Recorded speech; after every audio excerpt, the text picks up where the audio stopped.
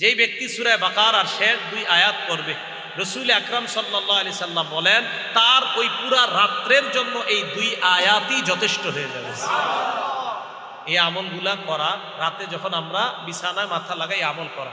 আরেকটা হলো বিছানায় মাথা যখন লাগাবেন, কাজ নাই, তখন আপনার ফেসবুকটা না চালায়া, ইউটিউব মোবাইলটা হাতে না নিয়ে 1000 সওয়াব কারা চান? কয় হাজার সওয়াব? অথবা 1000 গুনাহ মাফ। 1000 সওয়াব হবে অথবা 1000 গুনাহ মাফ। মুসলিম শরীফের হাদিস নাম্বার 2698 নাম্বার হাদিসের বর্ণনা, সাদ ইবনে আবি ওয়াক্কাস রাদিয়াল্লাহু তাআলা আনহু বর্ণনা, তিনি বলেন কুন্না ইনদান নবী সাল্লাল্লাহু আলাইহি ওয়াসাল্লাম, আমরা আল্লাহর নবীর কাছে ছিলাম। আল্লাহর নবী হঠাৎ আমাদেরকে বললেন আয়াজিজু আহাদুকুম আইয়াকসিবা আলফা হাসানা, তোমাদের মধ্যে কেউ কি অক্ষম 1000 সওয়াব কামাই করতে অক্ষম? ফাসালাহু সাইলুম মিন জুলাসাইহি, বৈঠকের মধ্য থেকে একজন প্রশ্ন করলেন, ইয়া রাসূলুল্লাহ, আমাদের মধ্যে 1000 সওয়াব কামাই করা এটা কিভাবে সম্ভব? নবীজিকে বললেন কাইফা ইয়াকসিবু আহাদুনা আলফা হাসানা, কিভাবে একজন 1000 নেকি কামাই করতে পারে? আল্লাহ নবী বললেন, শোনো তোমরা, ইউসাব্বিহু মিআতা তাসবিহা, কোন ব্যক্তি যদি 100 বার সুবহানাল্লাহ পড়ে, কয়শো বার? বলেন তো কি? আবার বলেন, এতটুকুই বাস, আবার বলেন। আল্লাহ নবী বলেন 100 বার যদি কোনো বান্দা সুবহানাল্লাহ বলে, ইউকতাবু লাহু আলফু হাসানা, তার আমলনামায় 1000 নেকি লিখে দেওয়া হয়। সুবহানাল্লাহ।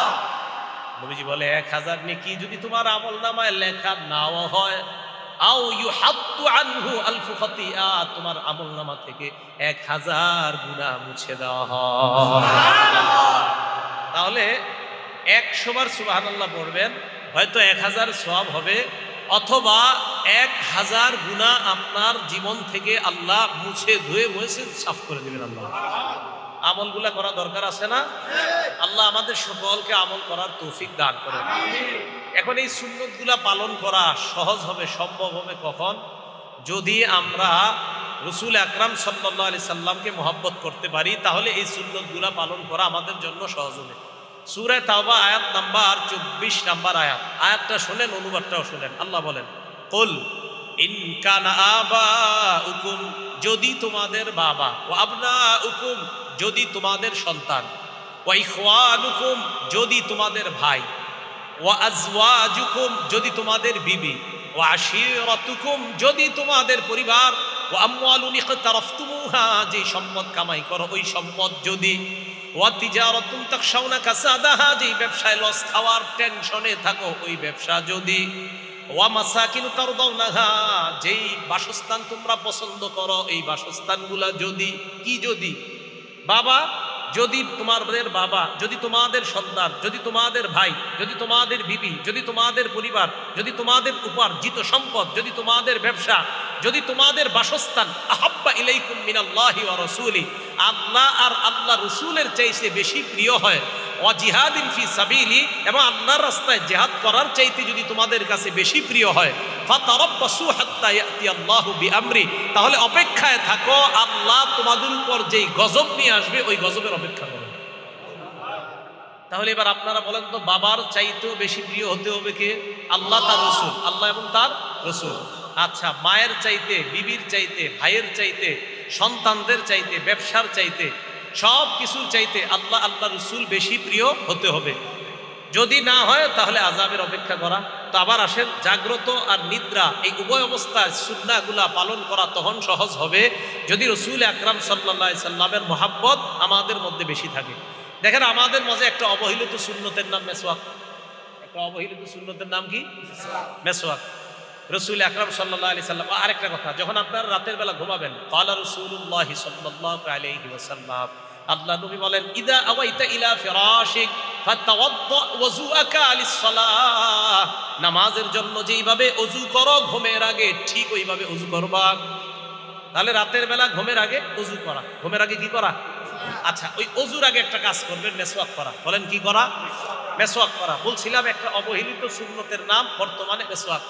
অথচ রাসূল আকরাম সাল্লাল্লাহু আলাইহি সাল্লাম বলেন, সহিহুল জামে 2375 নাম্বার হাদিস, 2375, এই হাদিসের মধ্যে রাসূল আকরাম সাল্লাল্লাহু আলাইহি সাল্লাম বলেন, উমিরতু বিসসিওয়াক হাত্তা খাশিতু আন আদরাদা, আমার মেসওয়াকের ব্যাপারে এত বেশি বলছে আল্লাহ তাআলা, জিবরাইলের মাধ্যমে এত বেশি হুকুম করছে, আমার মনে হলো যে মেসওয়াক করতে করতে না জানি আমার দাঁতগুলো পড়ে যায়, এত বেশি আমি আশঙ্কা করে ফেললাম। 376 নম্বর হাদিস, রাসূল আকরাম সাল্লাল্লাহু আলাইহি সাল্লাম বলেন, উমিরতু বিসসিওয়াক হাত্তা খাশিতু আন ইউক্তাবা আলাইয়া, আমাকে আল্লাহর পক্ষ থেকে এত বেশি মেসওয়াক করতে বলা হলো, আমি আশঙ্কা করে ফেললাম না জানি মেসওয়াক করাটা আমার উপর আল্লাহ ফরজ করে দেন। বুখারী শরীফের 887 নম্বর হাদিস, ক্বালা রাসূলুল্লাহ সাল্লাল্লাহু আলাইহি ওয়াসাল্লাম লাউলা খাশিতু, নবীজি বলেন লাউলা, আমি যদি আশঙ্কা না করতাম, লাউলা আন আশুক্কা আলা উম্মতি, আমি যদি আমার উম্মতের ব্যাপারে আশঙ্কা না করতাম, লা আমারতুহুম বিসসিওয়াকি ইনদা কুল্লি সালাহ, আরেক বর্ণনায় মা কুল্লি সালাহ, আমি যদি আমার উম্মতের জন্য কষ্টকর মনে না করতাম, লাউলা আন আশুক্কা আলা উম্মতি, আমার উম্মতের জন্য যদি কষ্টকর না হতো তো উম্মতকে বলতাম 5 ওয়াক্ত নামাজের আগে যেন মেসওয়াক করে। 5 ওয়াক্ত নামাজের আগে কি করে? নবীজি 5 ওয়াক্ত নামাজ না, এমনি মেসওয়াক করতেন, অনেক সময় এমনি, প্রায় সময় নবীজি মেসওয়াক করতেন। আবু মাসুদ আনসারী রাদিয়াল্লাহু তাআলা আনহুর বর্ণনা, নাসাই শরীফের প্রথম পৃষ্ঠাটা করলে 3, 5, 8 নাম্বার হাদিস, তিনটা মেসওয়াকের সম্পর্কে। উনি বলেন, আবু মাসুদ বলেন, নবীজির কাছে দাখালতু আলা রাসূলিল্লাহ ওয়া হুয়া ইস্তান্নু, নবীজির কাছে যাইতাম, যাওয়ার পরেই দেখতাম উনি মেসওয়াক করে, তো এমনি একটা সময় গেছি গিয়ে দিয়ে মেসওয়াক করতেছে। ওয়াল তরফু সিওয়াক আলা লিসানি, দেখতাম মেসওয়াকের মাথাটা জিহ্বার মধ্যে আছে। ওয়া হুয়া ইয়াকুলু আ আ, নবীজি আ আ করতেন। আমারটা সুন্দর হয় নাই, নবীজিরটা নিশ্চিত অনেক সুন্দর ছিল এই আ আ করাটা। তো রাসূল আকরাম সাল্লাল্লাহু আলাইহি সাল্লাম প্রায় সময় মেসওয়াক করতেন। তো মেসওয়াকের ব্যাপারে বেশি বলবো না, মেসওয়াকের ব্যাপারে আমার একটা বয়ান আছে, লম্বা বয়ান আছে মেসওয়াকের ব্যাপারে। রাসূল আকরাম সাল্লাল্লাহু আলাইহি সাল্লামের বিবি আম্মাজান আয়েশা সিদ্দিকা রাদিয়াল্লাহু তাআলা আনহাকে একজন প্রশ্ন করছেন, নাসাই শরীফের 5040 নম্বর হাদিস, আম্মাজান নবী যখন বাহির থেকে ঘরে আসে সর্বপ্রথম কি করে?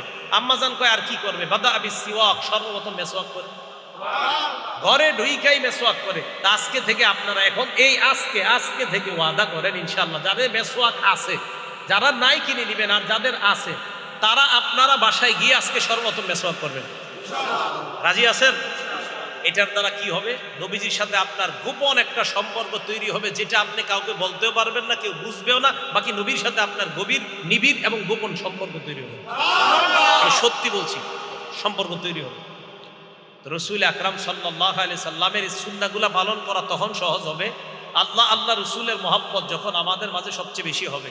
মুসলিম শরীফের 43 নম্বর হাদিস, এই হাদিসের মধ্যে আসছে, ক্বালা রাসূলুল্লাহ সাল্লাল্লাহু আলাইহি ওয়াসাল্লাম, আল্লাহ নবী বলেন, সালাসুন মান কুন্না ফীহি ওয়াজাদা বিহিন্না হালাওয়াতাল ঈমান, 3টা গুণ যদি কোনো মানুষ অর্জন করে ফেলে, 3টা গুণ যদি কারো মধ্যে থাকে, ওই ব্যক্তির মধ্যে আল্লাহ পাক রব্বুল আলামিন ঈমানের স্বাদ তৈরি করে দেন।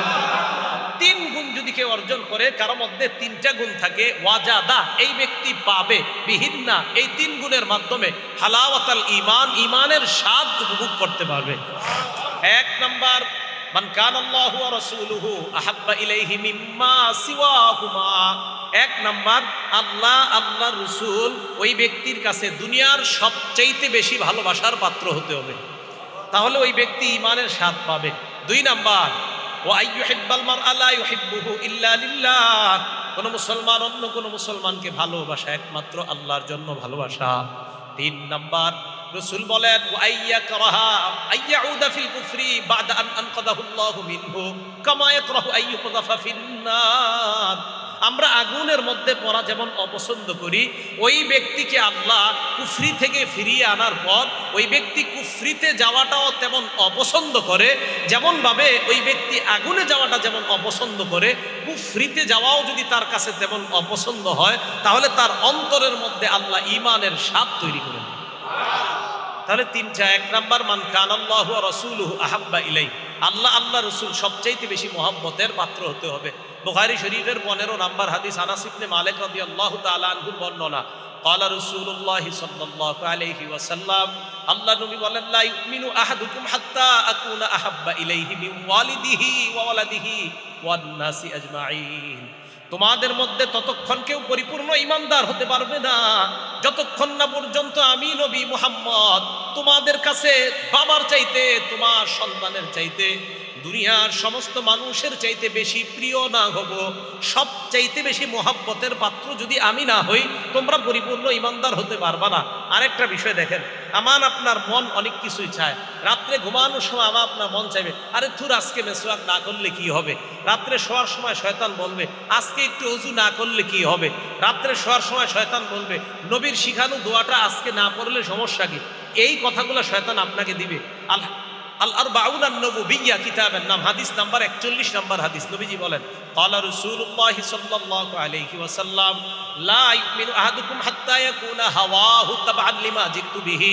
আমি নবী যা নিয়ে এসেছি, এই নিয়ে আসাটাকে যদি তোমাদের অন্তর, তোমাদের দিল, তোমাদের নফস, তোমাদের চাহিদা, তোমাদের অন্তর যদি আমি যা নিয়ে এসেছি এটাকে যদি অনুসরণ করতে না পারো, আমি বলছি এইভাবে ঘুমানো, এটা যদি তোমার দিল না চায়, আমি বলছি অজু করা, এটা যদি তোমার দিল না চায়, আমি বলছি এইভাবে মাথার নিচে হাতটা রেখে এই দোয়া পড়া, এটা যদি তোমার মন না চায়, আমি বলছি এইভাবে তুমি ডান কাত হয়ে ঘুমানো, এটা যদি তোমার দিল না চায়, লা ইউমিনু, তুমি পরিপূর্ণ ইমানদার হতে পারো নাই। রাসূল বলেন, তোমার দিল চাইবে আমার বিরুদ্ধে কাজ করা, ওই দিলের বিরোধিতা করে তুমি যখন আমি রাসূলের সুন্নাহ আদর্শকে গ্রহণ করবা, তখন পরিপূর্ণ ইমানদার হবে। লা ইউমিনু আহাদুকুম হাত্তা ইয়াকুনা হাওয়াহু তাবআ, হাওয়াহু তাবআ। আমাদের কুপ্রবৃত্তি, আমাদের চাহিদাগুলা গুনাহ করতে চায়। নবীজি বলে, আমি যা নিয়ে আসছি এই নফসকে এটার অনুসারী বানাও। আমি যা নিয়ে আসছি নফসকে এই আমার আনিত বিধানের, আমি আল্লাহ রসুলের পক্ষ থেকে, মানে আল্লাহ আর আমার পক্ষ থেকে যে বিধান দিলাম, এই বিধানের অনুসারী তোমার নফসকে বানাও, তাহলে তুমি পরিপূর্ণ ইমানদার হবে। এবার দেখবেন, সত্যি সত্যি ঘুমানোর সময় আমরা যাতে সুন্নাহ বহির্ভূত ঘুমাই, শয়তান কতভাবে ধোঁকা দেয়। যে একদিন যদি এরকম তুই এইভাবে মেসওয়াক এক উক্ত নামাজে না করলে কি হয়, পকেটে মেসওয়াক আছে আপনার, এরপরে না করলে কি হয়।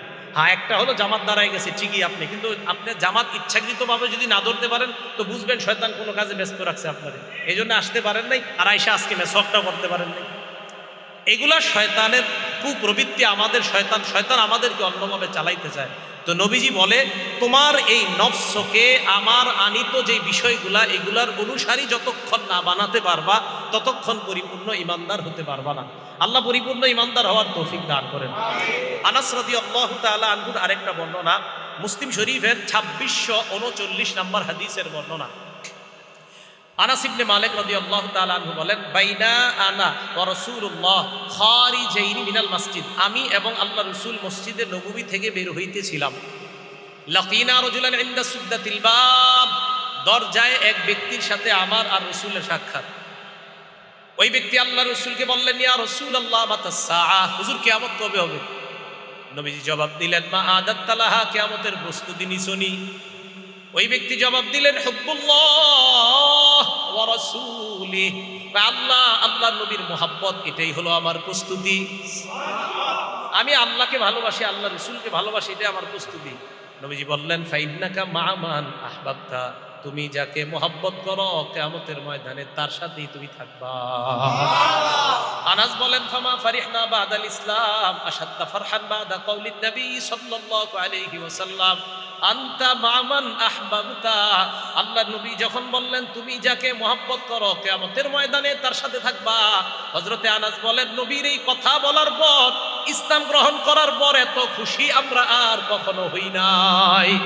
আনাস বলেন, নবীর এই কথা এত খুশি হয়েছি কেন?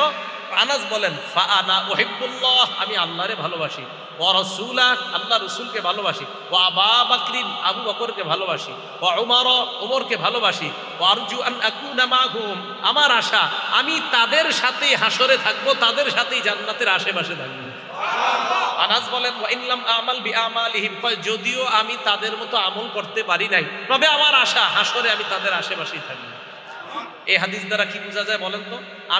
আমরা যাদেরকে মহব্বত করব, তাদের মতো যদিও এত বেশি আমল করতে পারবো না, আসলে সম্ভব না। সাহাবাদের মতো তো আমি আমল জীবনে করতে পারবো না, কিন্তু মহব্বত করবো, যে না, নবীর সাহাবাদেরকে মহব্বত করি, রসুলকে মহব্বত করি, আশা করা যায় নবী সাহাবাদের, ওলামাদের আশেপাশে আমরা থাকবো ইনশাআল্লাহ।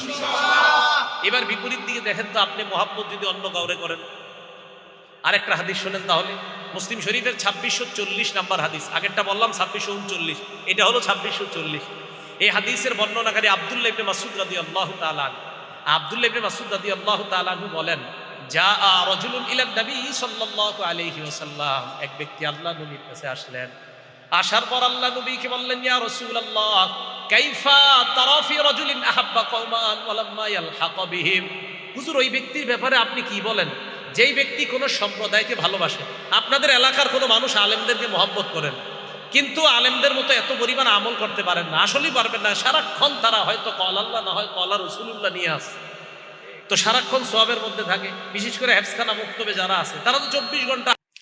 এখন আপনাদের এলাকার কেউ আলেমদেরকে মহব্বত করেন, কিন্তু তাদের মতো আমল করতে পারেন না। এক ব্যক্তিকে নবীজিকে বললেন, হুজুর ওই ব্যক্তির ব্যাপারে আপনি কি বলেন যে ব্যক্তি কোনো সম্প্রদায়কে মহব্বত করে কিন্তু তাদের মতো আমল করতে পারে না, তার ব্যাপারে আপনি কি বলেন? নবীজি বললেন, আলমারউ মা মান আহাব্বা, মানুষ তাদের সাথেই কিয়ামতের মাঠে থাকবে যাদেরকে সে মহব্বত করে। এই কথাটা সারা জীবন মনে রাখেন। আমি যাকে মহব্বত করব তার সাথে আমার হাসর হবে। আজকাল অনেকে দাবি করে দেখবেন, তো আমি কি কম নামাজ পড়ি, আমি কি কোরআন রিসার্চ কম করি, বা আমি কি হাদিস রিসার্চ কম করি, এরকম বলে অনেকে। কিন্তু উনি কোরআনও রিসার্চ করে, হাদিসও রিসার্চ করে। এইগুলা রিসার্চ করার পর ওনার ফলাফল কি বের হয় জানেন? উনি এইগুলা রিসার্চ করার পর ফলাফল বের হয় যে এতদিন বাংলাদেশি হুজুররা যা বলছে ইসলাম সব এরা ভুল বুঝাইছে আপনাদেরকে। তখন একটা বইয়ের নাম দিয়ে দিবে, প্রকৃত ইসলাম ও নকল ইসলাম। কি নাম দিবে? ওলামায়ে কেরাম যে আদর্শ আপনাদেরকে শিখাইতেছে কোরআন সুন্নাহ, এটার নাম দিবে নকল, আর ওনারটার নাম দিবে প্রকৃত। তখন উনি আপনাকে বলবে ওই হাদিসগুলা মানা যাবে না, কারণ এই হাদিসগুলার সাথে কোরআনের ওই আয়াতের সাংঘর্ষিক, ওই হাদিসগুলা মানা যাবে না, এটার সাথে কোরআনের ওই আয়াতটা মিলতেছে না, আপনাকে এরকম বুঝাবে। তো মনে রাখবেন, আপনি যদি ওই ব্যক্তিকে মহব্বত করেন, যেই ব্যক্তি আপনারে বুঝাইতে বুঝাইতে এক পর্যায়ে মসজিদ থেকে বের করে ফেলে, তো কিয়ামতের মাঠে আপনি তার সাথেই থাকবেন। এই জন্য ভয়ঙ্কর অবস্থার মধ্যে আমরা আছি, এটা একটু মাথায় রেখেন। রাসূল আকরাম সাল্লাল্লাহু আলাইহি সাল্লাম বলে, আমার উম্মত শেষ জামানায় তোমরা একজন আমল করবা, 50 জনের সওয়াব তোমার আমলনামায় লেখা হবে। সুবহানাল্লাহ। সাহাবারা নবীজির প্রশ্ন করলেন, হুজুর কোন 50 জন? আমাদের 50 জন না ওই জামানার 50 জন? নবীজি বললেন, বাল মিনকুম 50, বরং তোমাদের 50 জনের সওয়াব আমার শেষ উম্মতের এক ব্যক্তিকে দেওয়া হবে। সুবহানাল্লাহ। এই জন্য এই যুগে একবার ওইটাতে যাওয়া, একবার ওইটাতে, মানে চারোদিকে আপনি খালি দৌড়ান, না না মনে হয় ওখানে ঠিক, ওখানে ঠিক। এত দৌড়াদৌড়ি বাদ দিয়ে মসজিদ মাদ্রাসা ধরেন, ইনশাল্লাহ ঠিক থাকবে। অত দৌড়াদৌড়ি বাদ দেন, খালি চারোদিকে খোঁজে কোথায় যাবে কোথায় যাবে, এক পেরেশানির মধ্যে যায়। এটা হঠাৎ কয়, হুজুর এতদিনে প্রকৃত ইসলাম বুঝছি, এতদিন বুঝিনি। এই কথাগুলা যখন আপনাদেরকে কেউ বুঝাবে, ওই লোকটাকে পাল্টা বলবেন, চলেন আমাদের মাদ্রাসার মুতামিম সাহেবের কাছে আপনাকে নিয়ে যাই। তখন বলবে, আমার কাজ আছে, অন্যদিন আসবে। যখন কোনো মানুষ আপনাকে নতুন ভাবে ইসলাম আবার বুঝাইতে চায়, এতদিন আপনি একভাবে নামাজ পড়তেন, এতদিন আপনি একভাবে সিজদা করতেন, মানে একদম মুসলমান, আপনার আব্বা আম্মা ভাই বোন সবাই মাশাআল্লাহ সহি পদ্ধতিতে এতদিন একটা নামাজ পড়তেন। হঠাৎ কেউ এসে আপনার যদি নতুন ভাবে দাওয়াত দিতে চায়, বলবেন, ভাই আমার তো কোরআন হাদিসের এত জ্ঞান নাই, চলেন অমুক দাওরা হাদিস মাদ্রাসার যিনি বুখারী শরীফ পড়ায় ওনার কাছে আপনাকে নিয়ে যাই। তো ওনার সামনে বসে আমাকে আপনি বুঝান। বুঝানোর পর যদি আমার মনে হয় না আপনি যে নতুন করে বুঝাইতেছেন আমার আগেরগুলা ভুল আর আপনার বুঝানো সঠিক, তাহলে আমি আপনারটা মেনে নিব। তখন উনি দুইটা অপশন বলবে আপনাকে, এক বলবে এরা কি বুঝে, দ্বিতীয় বলবে আমার সময় নেই। যখন এই কথা বলবে তখনই বুঝবেন এর মধ্যে সমস্যা আছে। আরে ভাই আমি কিন্তু বলছি না ওনার জ্ঞান নাই, তো উনি সমস্যা কোথায়? শাইখুল সাহেবের সাথে একটু বসতে, ওনার সমস্যাটা কোথায়? তো এই জন্য আপনাদেরকে চারোদিক থেকে বিভিন্ন ভাবে বোঝানো হবে। রাসূল আকরাম সাল্লাল্লাহু আলাইহি সাল্লামের মহব্বত রাখেন, নবীজি সাল্লাল্লাহু আলাইহি সাল্লামের মহব্বত অন্তরে লালন করেন। একটা কথা মনে রাখবেন, 28 পারা 2 নম্বর পৃষ্ঠা সূরা মুজাদালার 11 নম্বর আয়াতে আল্লাহ বলেন, ইয়ারফাইল্লাহুল্লাযীনা আমানু মিনকুম, তোমরা যারা ঈমানদার, এই তোমাদের ঈমানদারদের মর্যাদা আল্লাহ বাড়ায়। সুবহানাল্লাহ। আবার বলেন, কাদের মর্যাদা আল্লাহ বাড়ায়? আবার বলেন, কাদের মর্যাদা? এখানে আমরা ইনশাআল্লাহ সবাই ঈমানদার না? আলেম আসেনি এখানে? এবার কি করে দেখেন, আল্লাযীনা উতুল ইলমা দারাজাত, আর তোমরা ঈমানদারদের মধ্যে আবার আলেম যারা, তাদেরকে আবার আল্লাহ স্পেশাল মর্যাদা দেন। সুবহানাল্লাহ। আপনি কাদের সমালোচনা করছেন? এই জন্য আপনি কাকে মহব্বত করেন, যাকে মহব্বত করবেন তার সাথে আপনার হাসর। তো রাসূল সাল্লাল্লাহু আলাইহি সাল্লাম উনি প্রশ্ন করলেন, ইয়া রাসূলুল্লাহ, আমি এমন সব ওই ব্যক্তির ব্যাপারে আপনি কি বলেন যেই ব্যক্তি কোনো সম্প্রদায়কে মহব্বত করে কিন্তু তাদের মতো আমল করতে পারে নাই, নবীজি বলেন আল মারউ মা মান আহাব্বা, যেই ব্যক্তি যাকে মহব্বত করে সে তার সাথেই থাকবে। তো আমরা যেন সাহাবায়ে কেরাম, উলামায়ে কেরাম, রাসূল আকরাম সাল্লাল্লাহু আলাইহি সাল্লামের মহব্বত অন্তরে ধারণ করতে পারি, আল্লাহ তৌফিক দান করেন। সাহাবাদের সমালোচনা যদি কেউ করে, আলেমদের সমালোচনা যদি কেউ করে, তাবিঈদের সমালোচনা কেউ করে, ইমামদের সমালোচনা যদি কেউ করে, এই সমালোচনায় কখনো কান দিবেন না। ইমাম আবু হানিফার সমালোচনা যদি কেউ করে, ইমাম বুখারীর সমালোচনা যদি কেউ করে, ইমাম শাফি রহমতুল্লাহ আলাইহির সমালোচনা যদি কেউ করে, ইমাম মুসলিম রহমতুল্লাহ আলাইহির সমালোচনা যদি কেউ করে, ইমাম মালিক রহমতুল্লাহ আলাইহির সমালোচনা যদি কেউ করে, ইমাম আবু দাউদের সমালোচনা যদি কেউ করে, ইমাম তিরমিজি, ইমাম নাসাই ওনাদের সমালোচনা যদি কেউ করে, ইমাম আহমদ ইবনে হাম্বল ওনাদের সমালোচনা যদি কেউ করে আপনার মুখের সামনে, তখন আপনি বলবেন ভাই আমি তো জানি ওনারা শ্রদ্ধেয় ইমাম, ওনাদের ব্যাপারে কোনো কথা থাকলে আমাকে না বইলা পাশে একটা মাদ্রাসা আছে দাওরায়ে হাদিস, এখানে চলেন, এই মাদ্রাসায় আলেমদের সাথে একটু কথা বলেন, বলার পর ওনাদের সামনে বইলেন যে এই ইমাম এই ছিল, তখন আমি কথাগুলো শুনবো। অন্যথায় কারো কথায় কান দিয়েন না। আরে ভাই আপনার নিজের ইমানের আমল নিয়েই তো আপনি টেনশন থাকা দরকার। আপনি আইছেন আবু হানিফারে নিয়ে টেনশন করতে, আপনার এত টেনশন ইমাম আবু হানিফারে নিয়ে, ইমাম বুখারীকে নিয়ে এত টেনশন, আপনার কি পরিমাণ টেনশন! সুবহানাল্লাহ, মাঝে মাঝে চিন্তা করি যে সাধারণ জনগণের এত টেনশন ইমাম আবু হানিফারকে নিয়ে। মাঝে মাঝে ফেসবুকে দাঁড়িয়েও নাই, কিচ্ছু নাই, এমন এমন লোক ইমাম আবু হানিফা রহমতুল্লাহ আলাইকে গালি দিয়ে কথা লেগে। এই এদের কথায় কান দিয়েন না।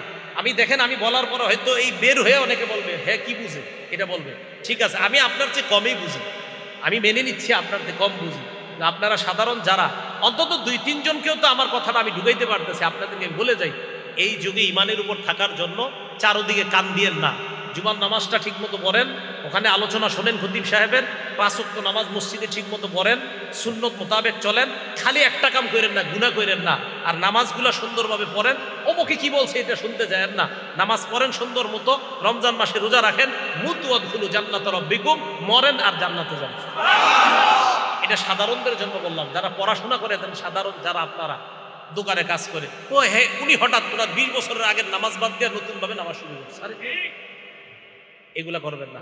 আল্লাহ পাক রব্বুল আলামিন আমাদের সকলকে ওলামাদের মহব্বত, সাহাবাদের মহব্বত সহ মহব্বত যেন আমরা আঁকড়ে ধরে মুহাম্মদ সাল্লাল্লাহু আলাইহি সাল্লামের মহব্বত নিয়ে আমরা যেন কবরে যাইতে পারি, আল্লাহ তৌফিক দান করেন। আরেকটা কথা, সাহাবায়ে কেরামের সমালোচনা যে মজলিসে হয় সেই মজলিসে যাবেন না, সেই মজলিসে বসবেন না। সাহাবায়ে কেরামের সমালোচনা যে করে তার মুখের উপরে বলে দিবেন লানাতুল্লাহ, তার মুখের উপরে বলে দিবেন যে সাহাবা সমালোচনা যারা করে তাদের উপর আল্লাহর অভিশাপ, আল্লাহর নবীর অভিশাপ, সমস্ত মানুষের অভিশাপ। সাহাবা সমালোচনা যেই মজলিসে হয় ওই মজলিসে যাবেন না। সাহাবা সমালোচনা যেই বইয়ে লেখা আছে ওই বই পড়বেন না। সাহাবা সমালোচনা যেই এলাকার মধ্যে মানুষ বেশি করে ওই এলাকার আশেপাশ দিয়েও ঘুরবেন না। নবীজি সাল্লাল্লাহু আলাইহি সাল্লাম বুখারীর বর্ণনায় বলেন লা তাসুব্বু আসহাবি, আমার সাহাবাদেরকে গালি দিও না। মনে রাখবা তাদের কেউ, তোমাদের কেউ উহুদ পাহাড় পরিমাণ দান করা, তোমাদের কেউ উহুদ পাহাড় পরিমাণ যদি দান করো, এই দান করাটা আমার সাহাবার 1 হাত পরিমাণ অথবা 2 হাত পরিমাণ যে দান, ওই দানের কাছেও বুঝতে পারবা না। এই জন্য তাদেরকে গালি দেওয়া যাবে না। তাহলে আমি মহাব্বতের ধারাটা বুঝাইতে চাইতেছি, ওলামায়ে কেরাম তাদেরকেও মহব্বত করব, আল্লাহওয়ালা পীর মাশায়েখদেরকে মহব্বত করব, ইমামদেরকে মহব্বত করব, তাবিঈদেরকে মহব্বত করব, তাবিঈনদেরকে মহব্বত করব, সাহাবাদেরকে মহব্বত করব, সমস্ত নবীদেরকে মহব্বত করব, আল্লাহকে মহব্বত করব। এই মহব্বত অন্তরে ঢুকিয়ে বাতিল থেকে বেঁচে থেকে, বেদাত থেকে বেঁচে থেকে, হকের উপর অটল থেকে যেন আমরা দুনিয়া থেকে বিদায় নিতে পারি। মুসনাদে আহমদ একটা কিতাব, এই কিতাবের 11731 নাম্বার হাদিস।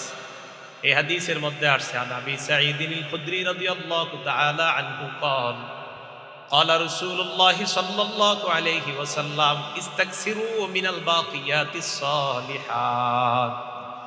নবীজি বলেন তোমরা বেশি বেশি এমন কাজ করো যেই কাজগুলো অবশিষ্ট থাকবে, যেই কাজ দুনিয়ার মধ্যে অবশিষ্ট থাকবে, মানে এর উদ্দেশ্য হলো যেই কাজটা তুমি করার পরেও ওই কাজের সওয়াব তোমার জারি থাকবে, সব ধ্বংস হয়ে যাবে, এই কর্মটা ধ্বংস হবে না, এমন কাজ তোমরা বেশি বেশি করো। সাহাবারা প্রশ্ন করলেন মাহিয়া ইয়া রাসূলুল্লাহ, এমন কাজ কি আমাদেরকে আপনি জানায় দেন। আল্লাহ নবী বললেন এই কাজ, এই হাদিসের মধ্যে নবী 5টা কাজের কথা বললেন। 1 নাম্বার আত-তাকবীর, আল্লাহু আকবার বেশি বলা। 2 নাম্বার আত-তাহলিল, লা ইলাহা ইল্লাল্লাহ বেশি বলা। 3 নাম্বার আত-তাহমিদ আলহামদুলিল্লাহ বেশি বলা, 4 নাম্বার আত-তাসবিহ সুবহানাল্লাহ বলা, 5 নাম্বার লা হাওলা ওয়ালা কুওয়াতা ইল্লা বিল্লাহ বলা। এক হাদিসের মধ্যে আল্লাহ নবী বলেন, লা হাওলা ওয়ালা কুওয়াতা ইল্লা বিল্লাহ কানজুম মিন কুনুজিল জান্নাহ। লা হাওলা ওয়ালা কুওয়াতা ইল্লা বিল্লাহ, অভাবগ্রস্ত ব্যক্তিরা যদি বেশি পাঠ করে তাহলে তাদের অভাব অনটন দূর হয়ে যাবে, কারণ সে জান্নাতের ধনভাণ্ডার অর্জন করতেছে। এই জন্য আমাদের সময়গুলা এগুলা যেন অনর্থক না কাটে, জিকির শূন্য না থাকে। ক্বালা রাসূলুল্লাহ সাল্লাল্লাহু আলাইহি ওয়াসাল্লাম, আল্লাহ নবী বলেন, নি'মাতানে মাগবুনুন ফীহিমা কাসীরুম মিনান নাস। মানুষ দুইটা নিয়ামতের ব্যাপারে বড়ই উদাসীন। 1 নাম্বার সিহা সুস্থতা, 2 নাম্বার আল ফারাগ অবসরতা। সুস্থতা নামক নিয়ামতের সময় শয়তান মানুষকে প্রচুর পরিমাণে গুনাহ করায়, অবসর সময়ে শয়তান মানুষকে গুনাহ করায়। অবসর আছেন, শুক্রবার দিন অফিস নাই, ওই দিন মানুষকে শয়তান গুনাহ করায়। বাসে বসা, ঢাকা যাইতে দীর্ঘ সময়ের প্রয়োজন, এখন জ্যামের মধ্যে বসা, কি করবেন? শয়তান তখন আপনাকে গুনাহের মধ্যে লিপ্ত করাইতে চায়।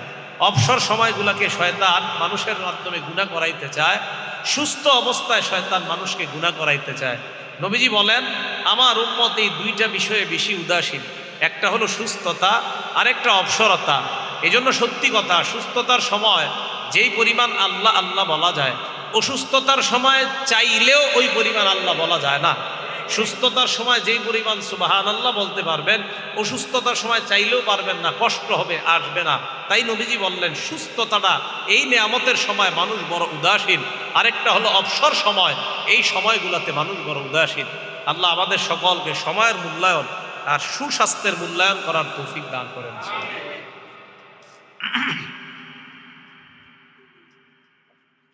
মুসলিম শরীফের 2137 নম্বর হাদিসের বর্ণনা, ক্বালা রাসূলুল্লাহ সাল্লাল্লাহু আলাইহি ওয়াসাল্লাম, সামুরা ইবনে জুনদুব রাদিয়াল্লাহু তাআলা আনহুকে আল্লাহ নবী বললেন, আহাব্বুল কালামি ইলাল্লাহি আরবা, আল্লাহর কাছে 4টা কথা সবচাইতে বেশি প্রিয়। 1 নাম্বার সুবহানাল্লাহ, 2 নাম্বার আলহামদুলিল্লাহ, 3 নাম্বার লা ইলাহা ইল্লাল্লাহ, 4 নাম্বার আল্লাহু আকবার। নবীজি বলেন, লা তুসাম্মিয়ান্না গুলামাকা রাবাহান ওয়ালা নাজিহা। আরেক বর্ণনায়, লা তুসাম্মিয়ান্নাকা গুলামান রাবাহান। নবীজি বলেন, তার সাহাবা হযরত সামুরা ইবনে জুনদুব রাদিয়াল্লাহু তাআলা আনহুকে আল্লাহ নবী বলেন, সামুরা, দুনিয়ার মধ্যে 4টা কথা সবচাইতে আল্লাহর কাছে বেশি প্রিয়। 1 নাম্বার সুবহানাল্লাহ, 2 নাম্বার আলহামদুলিল্লাহ, 3 নাম্বার লা ইলাহা ইল্লাল্লাহ, 4 নাম্বার আল্লাহু আকবার। এরপর নবী বলেন, সামুরা, তুমি তোমার ছেলের নাম কখনো রবাহ রাখবা না। কি রাখবা না? রবাহ মানে হলো লাভবান হওয়া। তোমার সন্তানের নাম তুমি রবাহ রাখবা না, রবাহ। এটা নবীজি বললেন, তুমি তোমার সন্তানের নাম রবাহ রাখবা না। আর ওয়ালা নাজিহান, তোমার সন্তানের নাম তুমি নাজিহ রাখবা না। নাজিহ মানে হলো সফল কাম, এটা রাখবা না। ওয়ালা আফলাহা, তোমার সন্তানের নাম তুমি আফলাহ রাখবা না। আফলাহ মানে অধিক সফল কাম। আফলা মানে কি? অধিক সফল কাম। এইগুলা তুমি তোমার সন্তানের নাম কখনো রাখবা না।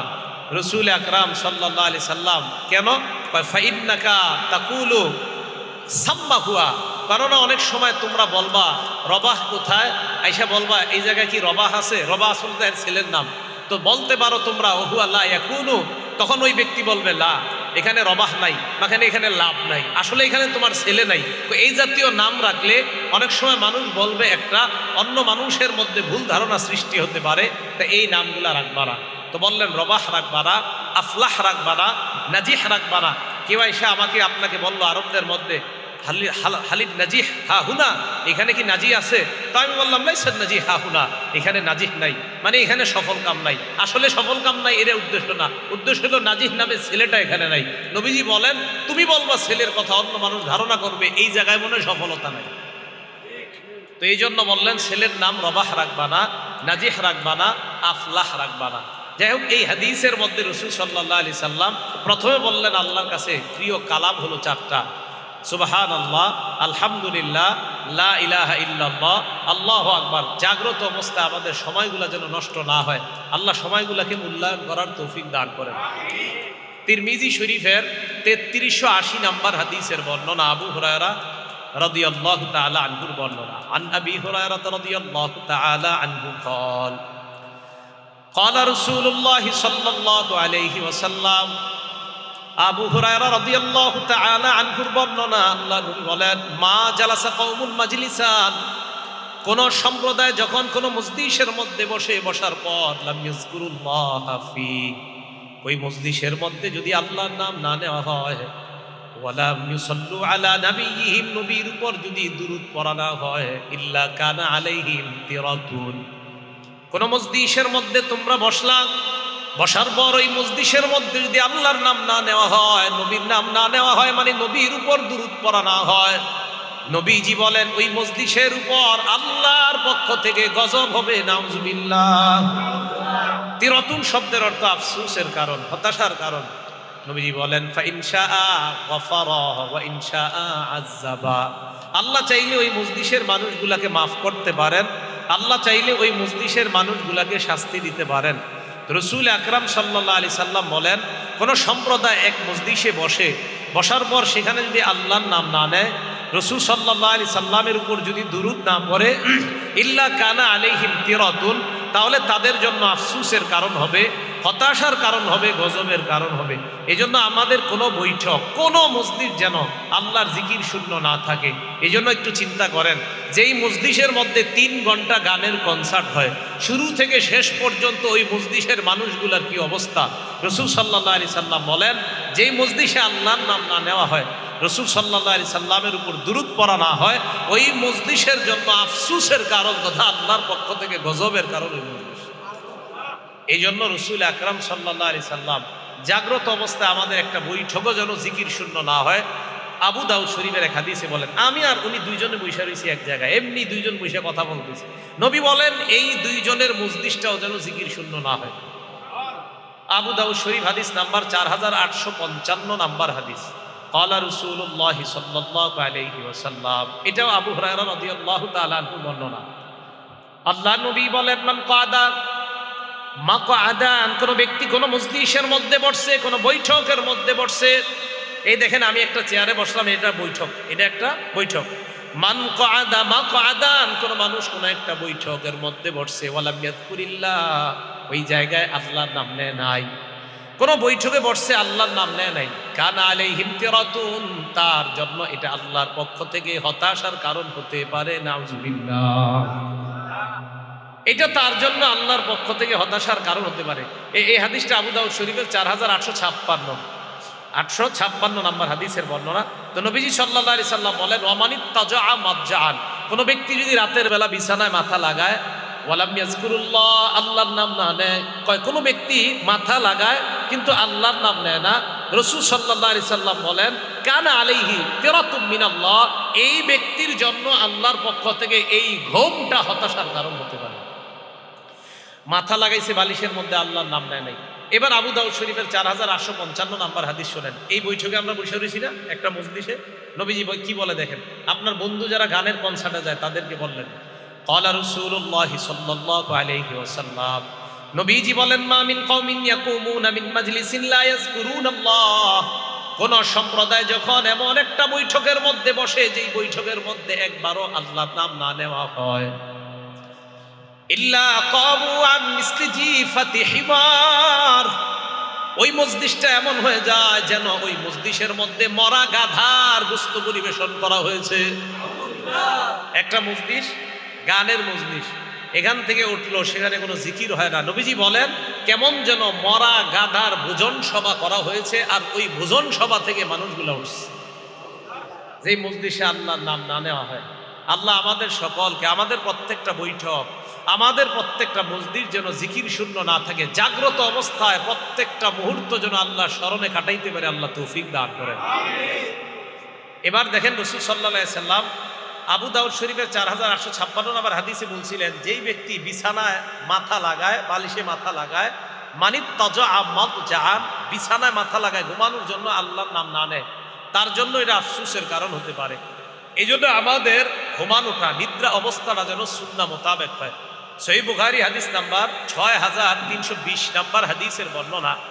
এই হাদিসের মধ্যে আসছে, এটা আবু হুরায়রা রাদিয়াল্লাহু তাআলা আনহু বর্ণনা।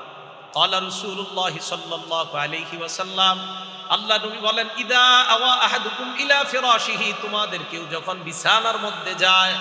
এবার দেখেন, যাওয়ার পর আমার দিকে তাকান, নবীজি বলেন, ফালয়ানফুদ ফিরাশাহু বিদাখিলাতি ইজারিহি, সে যেন লুঙ্গির নিচে দিয়ে বিছানাটা এইভাবে ঝাড়ে। আর আপনারা তো ঝাড়ু দিয়া ঝাড়েন, বাকি নবীর সুন্নত যেহেতু বলছে আর কি, যে লুঙ্গির নিচ দিয়া এভাবে যেন বিছানাটা ঝাড়ে, একবার অন্তত এমন করেন। কয় কেন করব? নবীজি করতে বলছে তাই করবো। হ্যাঁ, এইভাবে বিদাখিলাতি ইজারিহি। অন্য বর্ণনায় আসছে সালাসা মাররাত, 3 বার লুঙ্গির নিচ দিয়ে বিছানা এমন করবে। নবীজি আমাদের প্রতি কত মায়া, আমাদেরকে বলেন, ফাইন্নাহু লা ইয়াদরি মা খালফাহু আলাইহি, কারণ তার জানা নাই, তার অজান্তে এই বিছানার মধ্যে কোনো বিচ্ছু আছে কিনা এটা তার জানা নাই। তাই নবীজি বললেন, যখন বিছানায় যাইবা লুঙ্গির নিচ দিয়ে, তখন তুমি বিছানাটাকে, এই হাদিসে আসছে কোনো বার আসে নাই, বিছানাকে তুমি ঝাড়বা। অন্য বর্ণনায় আসছে সালাসা মাররাত, 3 বার ঝাড়বা। এইভাবে ঝাড়ার পর দেখেন নবীজি বলেন, এরপর যখন তুমি বিছানায় মাথা লাগাইবা, তখন তুমি বলবা, বিসমিকা রব্বি ওয়াদাতু জামবি, আল্লাহ আপনার নামে আমার দেহটা বিছানায় লাগাইলাম। সুবহানাল্লাহ, আপনার নামে আমার দেহটা বিছানায় রাখলাম। কত সুন্দর কথা দেখেন, আপনার নামে আমার দেহটা আমি বিছানায় রাখলাম। ওয়া বিকা আরফাহু মাবুদ, আপনার নামে আবার আমি এই দেহকে বিছানা থেকে উঠাবো। আপনি চাইলে আবার বিছানা থেকে দেহটা উঠাবো, আপনার নামে বিছানায় দেহ রাখলাম। এরপরে দেখেন কি কয়, ইন আমসাকতা নাফসি, মাবুদ আপনি যদি ঘুমন্ত অবস্থায় আমার আত্মাটা নিয়ে যান, আমার জানটা নিয়ে যান, আমার মরণ দিয়ে দেন, ফারহামহা, মেহেরবানি করে আমার আত্মার প্রতি আপনি দয়া করেন। আল্লাহ ঘুমের মধ্যে যদি আমার মরণ হয়, তো আমার আত্মার প্রতি দয়া করেন। এটা হলো বুখারীর বর্ণনা। মুসলিম শরীফের বর্ণনায় আসছে, ফাগফির লাহা, আল্লাহ ঘুমন্ত অবস্থায় যদি আমার আত্মাটা আপনি নিয়ে যান, তো আমার আত্মাটাকে আপনি মাফ করে দিন। বাংলাটা মনে থাকবি নি, বাংলাটা মনে থাকবি নি। আল্লাহ আপনার নামে আমি আমার শরীরটাকে বিছানায় রাখলাম। আমি সুন্দরভাবে বলতেছি আরবিটা, বিসমিকা রব্বি ওয়াদাতু জামবি, আল্লাহ আপনার নামে আমি আমার দেহকে বিছানায় লাগাইলাম। ওয়াবিকা আরফাউহু, আপনার নামে আবার দেহকে বিছানা থেকে উঠাবো। ইন আমসাকতা নাফসি ফারহামহা, আল্লাহ আপনি যদি ঘুমন্ত অবস্থায় আমার জানটা নিয়ে যান, তাহলে এটার প্রতি আপনি দয়া করেন। আর মুসলিম শরীফে আসছে, ফাগফির লাহা, আল্লাহ আপনি এই আত্মাটাকে মাফ করে দিন। বাংলা কইতে পারবেন না এগুলা? বাংলায় বলবেন যদি আরবিটা না পারেন। এরপরে দেখেন কি কয়, ওয়া ইন আরসালতাহা মাবুদ, আপনি যদি আমার আত্মাটা আবার ফিরায়া দেন, ফাহফাজহা বিমা তাহফাজু বিহি ইবাদাকাস সালিহিন, তাহলে আমার আত্মাটাকে আপনি হেফাজত কইরেন যেইভাবে আপনার নেককার বান্দাদেরকে আপনি হেফাজত করেন। তার মানে আপনি ঘুমের মধ্যে যাইলেন ঘুমন্ত অবস্থায়, ঘুমের আগে আপনি আল্লাহর কাছে বললেন, আল্লাহ আপনার নামে আমি আমার দেহটা বিছানায় রাখলাম, আপনার নামে আবার আমি দেহটা উঠাবো। মাবুদ আপনি যদি আমার আত্মাটা নিয়ে যান, আত্মার প্রতি আপনি দয়া করেন। আর যদি আমার আত্মাটা আবার ফেরত দেন, আপনার নেককার বান্দাদেরকে যেইভাবে আপনি পরিচালনা করেন, আমাকে ওইভাবে আপনি পরিচালনা করবেন। তাদেরকে যেইভাবে হেফাজত করেন, আমার আত্মাটা এইভাবে হেফাজত করেন। এবার আসেন আগের কথা, মুসলিম শরীফেরও একটা হাদিস, 2878 নম্বর হাদিস শোনাইলাম, যে হাদিসে নবী বলছেন, ইউবাসু কুল্লু আবদিন আলা মা মাত, প্রত্যেক বান্দাকে ওই অবস্থায় উঠানো হবে যে অবস্থায় সে মারা যাবে। আপনি এই দোয়াগুলা কইরা বিছানায় মাথা রাইখা নবীর সুন্নাহ মোতাবেক ঘুমাইলেন, ইনশাআল্লাহ কিয়ামতের ময়দানে যদি আপনি অবস্থায় মারা যান, তো আল্লাহ আপনাকে কিয়ামতের মাঠে রাসূলের সুন্নাহ জিন্দা করা অবস্থায় উঠাবেন। সুবহানাল্লাহ। বিপরীতে যদি হেডফোন লাগায় গান শুনতে শুনতে ঘুমান, আল্লাহ আমাদেরকে হেফাজত করেন, আল্লাহ আমাদেরকে হেফাজত করেন। মুসলিম শরীফের 2714 নম্বর হাদিসের বর্ণনা। এই হাদিসের মধ্যে আসছে, ক্বালা রাসূলুল্লাহ সাল্লাল্লাহু আলাইহি ওয়াসাল্লাম, আল্লাহ নবী বলেন, যখন তোমরা বিছানায় যাও, যাওয়ার পর ফাল্লিসাম্মিল্লাহ, আল্লাহর নাম নিবা। তাহলে বিসমিল্লাহ বলে গেলেন।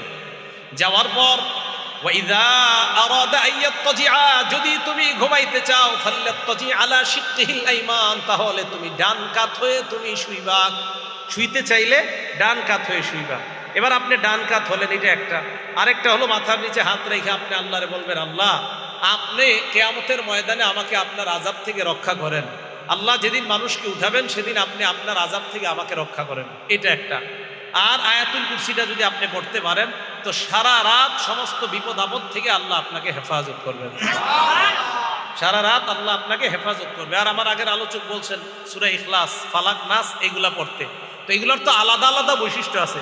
রাসূল আকরাম সাল্লাল্লাহু আলাইহি সাল্লাম এক হাদিসের মধ্যে বলেন, সহিহ বুখারীর 515 নম্বর হাদিস, এই হাদিসের মধ্যে আসছে ক্বালা রাসূলুল্লাহ সাল্লাল্লাহু আলাইহি ওয়াসাল্লাম আয়াজিজু আহাদুকুম আন ইয়াকরা সুলুসাল কুরআন, তোমাদের কেউ কি কোরআনের 3 ভাগের 1 ভাগ পড়তে অক্ষম? ফি লাইলা, এক রাতে তোমাদের কেউ কি কোরআনের 3 ভাগের 1 ভাগ পড়তে অক্ষম? এই কথা বলার পর ফাশাক্কা যালিকা আলাইহিম, সাহাবাদের কাছে ব্যাপারটা কষ্টকর মনে হয়। এমনি 10 পারা কোরআন পড়তে পারে অনেক সাহাবারা, কিন্তু সবাই তো পারে না। সাহাবাদের মধ্যে কয়েকজন বললেন আইয়ুনা ইউতিকু যালিকা ইয়া রাসূলুল্লাহ, আমাদের মধ্যে কে পারবে এমন কোরআনের 3 ভাগের 1 ভাগ এক রাখতে পড়তে? হুজুর এমন কে আছে? আল্লাহ নবী বললেন আল্লাহুল আহাদুস সামাদু সুলুসুল কুরআন, কুল হুয়াল্লাহ সূরাটা কোরআনের 3 ভাগের 1 ভাগ, একবার পড়বা 10 পারা কোরআনের সওয়াব পেয়ে যাইবা। তাই বিছানায় মাথা লাগা সূরা ইখলাস একবার পড়বেন 10 পারা, 2 বার পড়বেন 20 পারা, 3 বার পড়বেন তো আল্লাহ পাক 30 পারা কোরআনের সওয়াব দিয়ে দিবেন। মুসলিম শরীফের হাদিস, হাদিস নাম্বার 811 নাম্বার হাদিস। এই হাদিসের মধ্যে আসছে قال رسول الله صلى الله عليه وسلم ان الله جزأ القرآن 3 اجزاء, নিশ্চয়ই আল্লাহ কোরআনকে 3 ভাগে ভাগ করেছেন। বলেন কোরআনকে কয় ভাগে ভাগ করেছেন? ওয়াজআলা কুল হুয়াল্লাহু আহাদ জুজআম মিন আজজাইল কুরআন, সূরা ইখলাসকে আল্লাহ কোরআনের 3 ভাগের 1 ভাগ বানিয়েছেন। এবার একটা মজার হাদিস শুনাই, মুসলিম শরীফের 812 নাম্বার হাদিস। এই হাদিসের মধ্যে আসছে রাসূল আকরাম সাল্লাল্লাহু আলাইহি সাল্লাম সাহাবাদেরকে বললেন উহশুদু উহশুদু, কাছে আসো কাছে আসো। আপনাদেরকে বলার যাবে না, না কাছে আসো আপনারা না, মানে হাদিসে বলছে। এখন আপনাদেরকে এই মুহূর্তে বললে কষ্ট হবে, কারণ এই তো কাছে আইছেন, আর বললে সমস্যা হবে, পরে আপনি দুইজনে মেরে নেবেন। এখন রাসূল সাল্লাল্লাহু আলাইহি সাল্লাম বললেন কাছে আসো কাছে আসো, উহশুদু উহশুদু। হ্যাঁ আচ্ছা, তো রাসূল সাল্লাল্লাহু আলাইহি সাল্লাম বললেন উহশুদু, কাছে আসো। এখন সাহাবাদেরকে যখন বলে কাছে আসো, এবং দেখবেন আপনারা বিভিন্ন মাহফিলে যিনি উপস্থাপক থাকে, পরিচালক, উনিও বলে ভাই একটু কাছে এসে বসেন, বলে না? আসলে দেখেন আপনি দূরে থাকলেও কি শুনবেন না? শুনবেন, মাইকে তো শুনবেন, কিন্তু কাছে আসতে কেন বলে? দেখেন এই কাছে আসতে বলাটাও নবীর সুন্নাত, কাছে আসতে বলাটাও নবীর সুন্নাত। তো কয় নবীজি বললেন কাছে আসো, আচ্ছা বলেন তো নবীজির কথা সাহাবারা কতটা মন দিয়ে শুনবে? এরপরে নবী বলে এই কাছে আসো কাছে আসো। তো সাহাবায়ে কেরাম চিন্তা করলো নবীজি কাছে ডাকতেছে, তার মানে গুরুত্বপূর্ণ কিছু বলবে। সাহাবারা আল্লাহ নবীর কাছে আসলেন, আসার পর আল্লাহ নবী বললেন সাআকরাউ আলাইকুম সুলুসাল কুরআন, আমি আজকে তোমাদেরকে কোরআনের 3 ভাগের 1 ভাগ পাঠ করে শোনাবো। আমি তোমাদেরকে কোরআনের 3 ভাগের 1 ভাগ করে শোনাবো।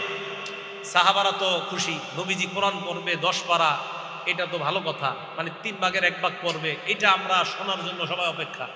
ফাকরা কুল হুয়াল্লাহু আহাদ, আল্লাহ নবী সূরা ইখলাস পড়লেন। সাহাবারা ততক্ষণ পর্যন্ত ফজিলত জানে না। নবীজি ঘরে ঢুকে গেলেন। ফাকালা বাদুনা লিবাদিন, সাহাবাদের মধ্যে একজন আরেকজনকে বললেন, আল্লাহ নবী না বললেন কোরআনের 3 ভাগের 1 ভাগ করবে, কুল হুয়াল্লাহ সূরা পড়ে দিন। নবী ঘরে গেছে। সাহাবা বলে মনে হয় কোনো ওহী নাজিল হওয়ার কারণে আল্লাহ নবী ঘরে গিয়েছে, আবার মনে হয় আসবে, অপেক্ষা করো।